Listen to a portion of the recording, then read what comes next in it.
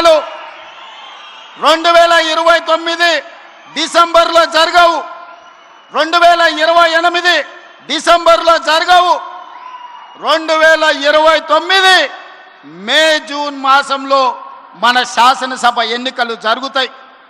తెలంగాణ రాష్ట్రంలో ఉన్న 17 పార్లమెంటు సీట్లు 26 పార్లమెంట్లుగా మారుతాయి.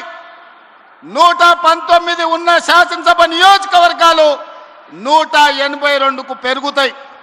ఈరోజు చెప్తున్నా 182 శాసనసభ నియోజకవర్గాలలో 117 సీట్ల పైన గెలిచి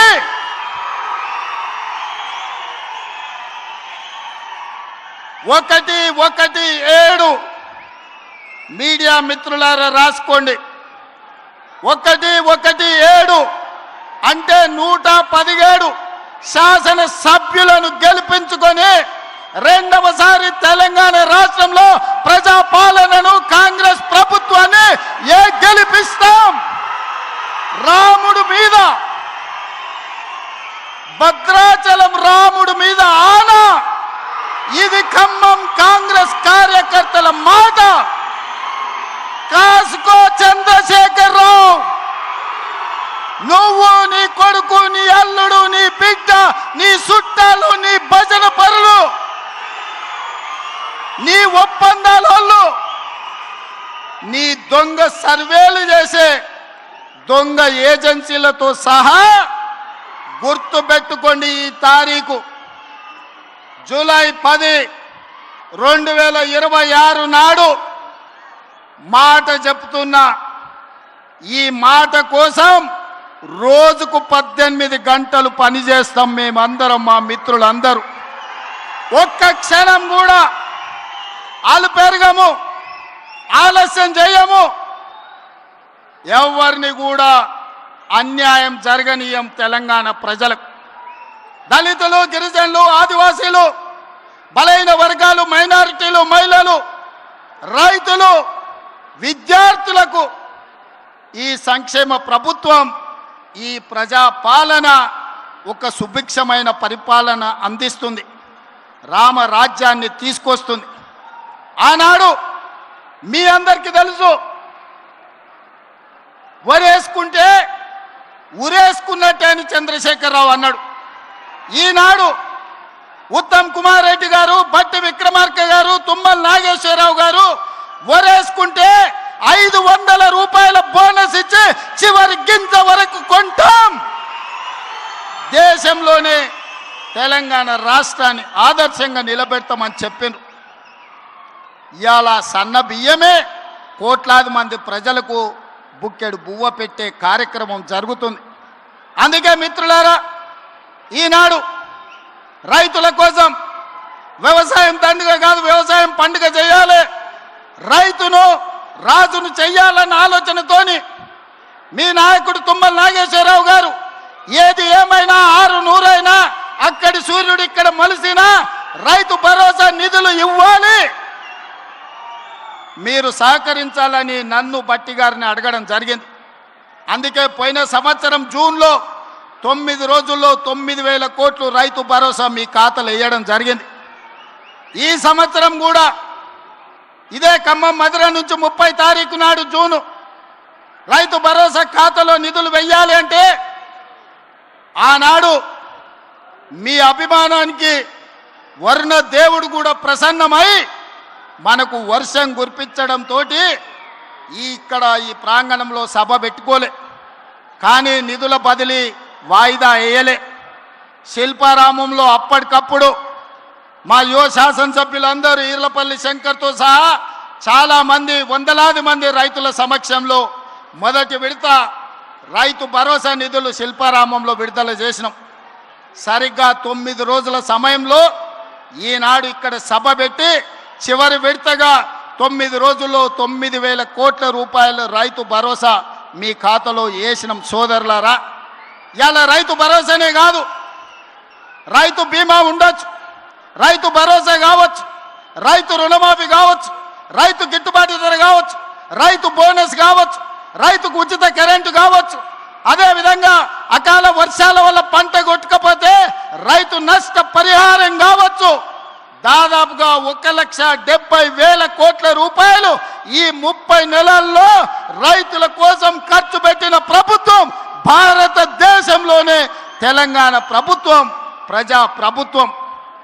ఆనాడు 10 ఏళ్లలో నెలకు 2,500 కోట్లు వాళ్ళు ఖర్చు పెడితే 30 నెలల్లో ప్రతి నెలకు 5,525 కోట్ల రూపాయలు, దాదాపుగా 1,70,000 కోట్ల రూపాయలు ఈరోజు తెలంగాణ రైతాంగానికి ఖర్చు పెట్టినమని నేను ధైర్యంగా ఈరోజు చెప్పదలుచుకున్నా.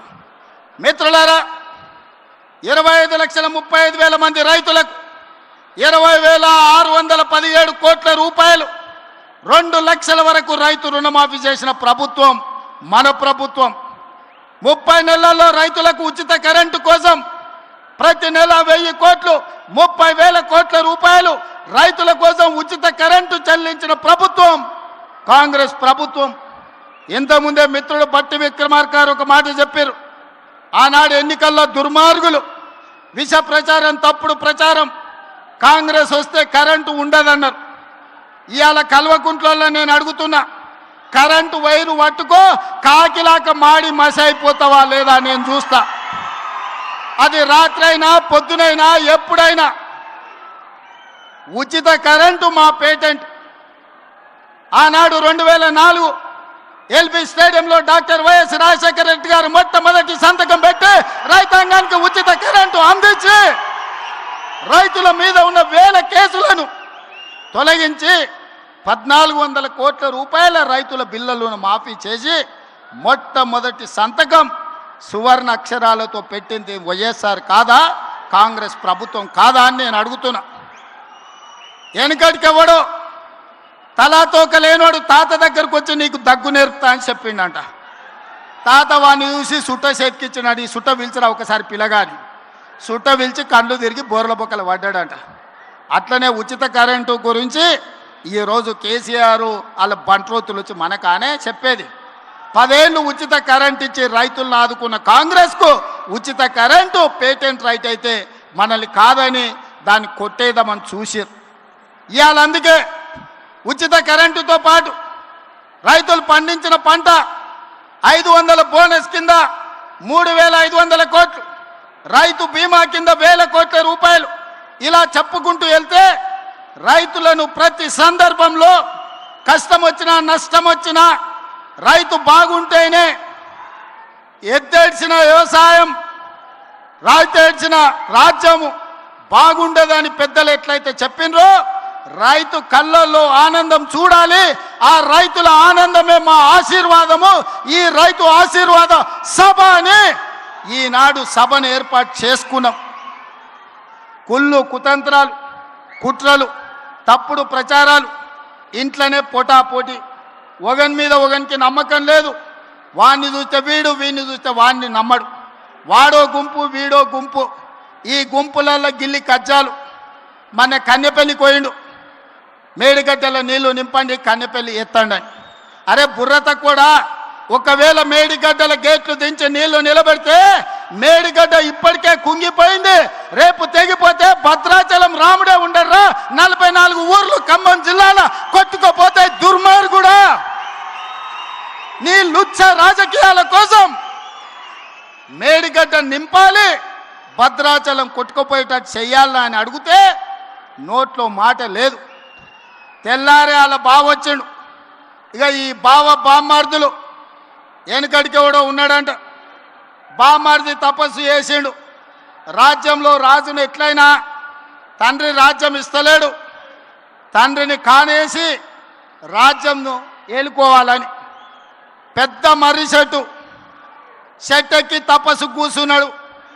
బామర్ది మా అయ్య పోవాలి, నాకు అధికారం రావాలని కఠోరమైన తపస్సు చేసిండు. ఆ తపస్సుకు దేవుడు ప్రత్యక్షమయ్యే పరిస్థితి వచ్చింది. బావకు తెలిసింది బ్రహ్మదేవుడు వచ్చేటట్టే ఉండు, బామ్మార్దికి వరం ఇచ్చేటట్టే ఉండని. మళ్ళీ నేను బయట ఉంటే ఆగమైతాని వాడు వచ్చి చెట్టు కింద కూర్చున్నాడు, ఏర్ల కాడ ఊడల కాడ. దేవుడిగా బయలుదేరిండు. మొదట బామ్మార్ది దగ్గరకు వచ్చిండు. ఈ లోపల బామ్మార్దికి తెలిసింది కింద బావ కూడా కూర్చున్నాడు తపస్సు చేస్తుంటే దేవుడు ఆడిపోతాడని. వీడికి అసలే మిడిమిడి జ్ఞానం, తెలివి తక్కువడు, కిందల పడేది తెలియదు, కీసల పడేది తెలియదు. అందుకే దేవుడు రాగానే ఆలోచన చేసాడు, ఏం అడిగినా మా బావగాడు తెలివి కల్లోడు ఎక్కువ అడుగుతాడేమని, స్వామి వస్తే వచ్చినావు కానీ ఓ పని చేయి, నాకు వరం ఇవ్వాలంటే నాదో కన్ను ఓడు అని అన్నాడట. అదేంటంటే నేను మళ్ళీ చెప్తా కానీ స్వామి నువ్వు అయితే మొదలు కన్ను ఓడు అని. సరే వీడు ఇంత కఠోరమైన దీక్ష చేసి కన్ను ఓడడం అంటే నాదేం పోయిందని వాని కంట్లో ఏలు పెట్టి పొడిచిండు, వాని కన్ను పోయింది. కిందికి బావ దగ్గరకు వచ్చిండు, మరి నీ సంగతి చెప్పని. వాడు అనుకున్నాడు మా బామ్మార్ది గాడు ఏమేమి అడిగిండో నాకు తెలియదు, ఓ పని చేయి స్వామి మా బామ్మార్ది అడిగిన దానికి నాకు డబల్ అని అడిగిండంట, ఆలోచన చేసుకో అని చెప్పాడు. ఇక లేదు స్వామి ఆలోచన లేదు గీలోచన లేదు, మా బామ్మార్దికి ఇచ్చిన వరానికి నాకు డబల్ వరం ఇవ్వమని. సరే మంచిదని వాడిని 2 కళ్ళల్లో ఒడిచిండు. బామ్మార్ది గానికి ఒక్క కన్ను లేదు, బావకు 2 కన్ను లేవు. ఇక ఊరు మీద ఓట్లు అడుక్కోవాలంటే ఏం చేయాలి, ఈ బావని బామ్మార్ది భుజాల మీద ఎక్కించుకొని ఖమ్మం సితకాని మండలంలో మన సభ ముందు పల్లి బఠానీలు అమ్ముకోనికి వచ్చారు. ఇది బావ బామ్మార్దుల స్టోరీ. బావెవడో మీకు తెలుసు కదా, తాటి చెత్త అంత పెరిగిండు కానీ తలకాయలో చింతకాయ అంత కూడా తెలియలేదు. బామ్మార్ది ఎవడో మీకు తెలుసు కదా, సోంబేరిగాడు, సాయంత్రం అయితే పప్పులు పొద్దుపూట పోతే గప్పు పనులు, ఇంతకు మించి ఏమైనా చేసిండా.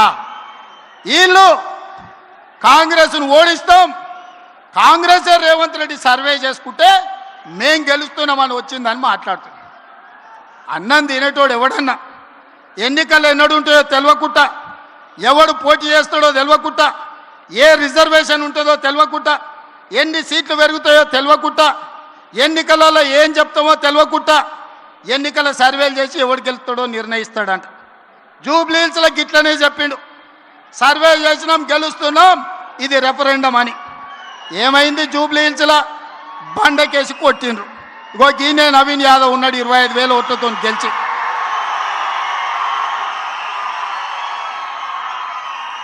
మనము పెళ్లికి బ్యాండ్ మేళమోని పిలుచుకుంటాం, బ్యాండ్ మేళమోడు మనం ఏదో అడిగితే గదే దరువు వాయిస్తాడు. వీడు సర్వేలకు ఇచ్చేటోడు కూడా వాని సర్వేలు ఇచ్చి బ్యాండ్ మేళం వాయించమంటే వీనికి సంతోషం కలిగేదే వాయిస్తాడు తప్ప నిజము చేదుగా ఉంటుందని వాడెందుకు చెప్తాడు. అసలు వాళ్ళయ్యా ఆయల్లా రెండోసారి ప్రభుత్వం వచ్చినప్పుడు హరీష్ రావును మంత్రిని చేయనికే ఏడాది పట్టింది. ఆయల్లా పార్టీలకు వెళ్ళే మెడల్ పట్టి దొబ్బాలని చూసారు. ఇవాళ కన్నెపల్లి పోతుంటే కేటీఆర్ హరీష్ రావుని ఎంబడి తీసుకపోలే. ఆల్రెడీ హరీష్ రావు బీజేపీలతోని సందపూసుకేస్తూనే ఉన్నాడు, చీకట్ల మాట్లాడుతూనే ఉన్నాడు. కాదని భద్రాచలం రావుడి మీద ఒట్టేయమను హరీష్ రావును, నేను బీజేపీలతో మాట్లాడతలేను, బీజేపీలకు ఓనని భద్రాచలం రాముడి మీద వాళ్ళ మేనమామ కేసీఆర్ మీద ఒట్టేసి హరీష్ని చెప్పమను. నువ్వేడుంటావో తెలియదు, నీ బావేడుంటాడో తెలియదు. కేసులకు భయపడి నీ పార్టీని బీజేపీలో విలీనం చేస్తామని నీ చెల్లెలే ఒక పక్క నుంచి చెప్తుంది. మీ దొంగ సొమ్ము 1400 కోట్లు ఆంధ్ర కాంట్రాక్టర్ల నుంచి కొల్లగొట్టిరా నీ సొంత చెల్లెలే చెప్తుంది. సిగ్గులేనోడా, ఇన్ని నిజాలు ఇట్లుంటే తెలంగాణ ప్రజలు నీకు ఓటేస్తారు అనుకుంటున్నావా? మా అక్కలకి ఈయనే ఉండ్రు ఇందిరమ్మ చీరలు కట్టుకొని పాలపిట్టలు లెక్క. మా అక్కలందరూ సిద్ధమవుతున్నారు, సలాకి ఎర్ర గాల్చి మీ శివరాసన్ లాంటి వాళ్ళకు వాతలు పెట్టాలని. మీ ఖమ్మంలో కానీ శివరాసన్ ఉన్నాడు తెలుసు కదా, తెలుసా?